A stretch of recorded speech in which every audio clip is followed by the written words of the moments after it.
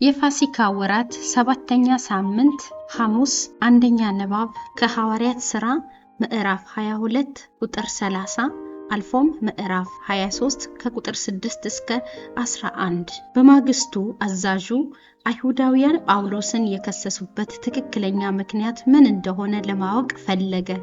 የካህናት አለቆችና የሸንጎው አባሎች በሙሉ እንዲሰበሰቡ አዘዘ።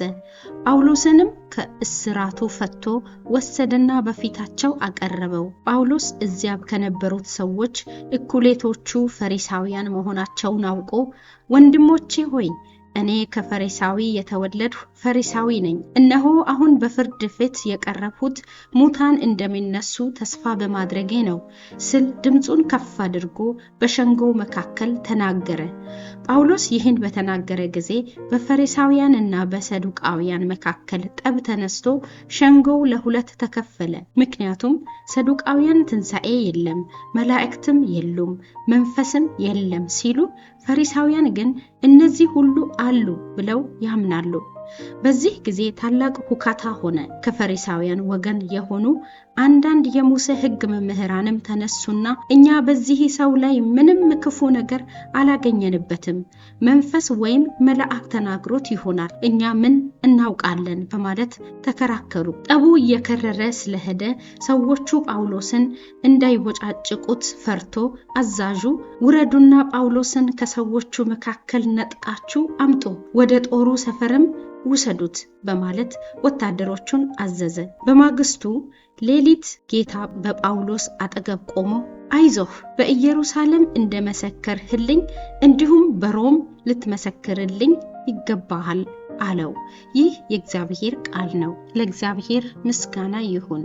መዝሙር 16 የመዝሙሩ መልስ እግዚአብሔር ሆይ ተስፋ የማደርገው በአንተ ነው። አምላክ ሆይ የምታመነው ባንተ ስለሆነ ጠብቀኝ።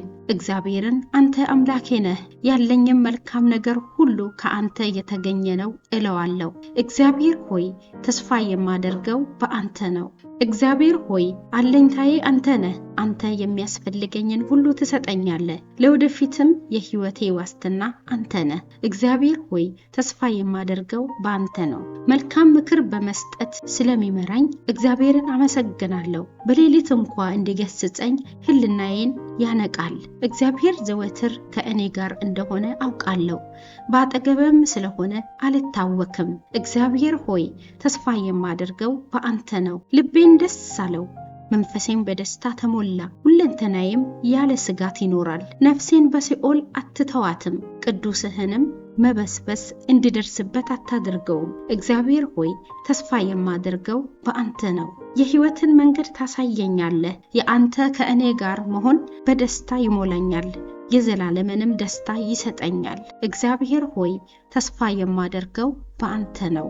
ከዮሐንስ ወንጌል ምዕራፍ 17 ከቁጥር 20 እስከ 26 በዚያ ጊዜ አይኖቹን ወደ ሰማይ ቀና አድርጎ እንዲህ አለ፣ በእነርሱ ቃል አማካይነት በእኔ ስለሚያምኑትም እለምናለሁ እንጂ ለእነርሱ ብቻ አልለምንም። እኔ የሚለምነው ሁሉም አንድ እንዲሆኑ ነው። እንዲሁም አባት ሆይ አንተ በእኔ እንዳለህ እኔም በአንተ እንዳለሁ እነርሱም በእኛ እንደሆኑ ነው።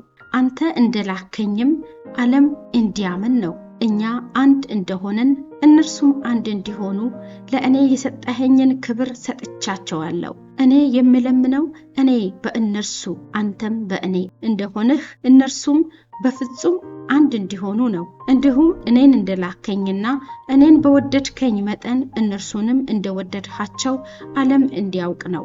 አባት ሆይ ዓለም ሳይፈጠር ስለወደድከኝ የሰጠኸኝን ክብሬን እንዲያዩ እነዚህ አንተ የሰጠኸኝም እኔ ባለሁበት ከእኔ ጋር እንዲኖሩ እወዳለሁ። ጻድቅ አባት ሆይ ዓለም አላወቀህም፣ እኔ ግን አውቅሃለሁ። እነዚህም አንተ እንደላከኝ አውቀዋል። አንተ እኔን የወደድህበት ፍቅር በእነርሱ እንዲሆንና እኔም በእነርሱ እንዲሆን እነርሱ አንተን እንዲያውቁ አድርጌያለሁ፣ ደግሞም እንዲያውቁ አደርጋቸዋለሁ።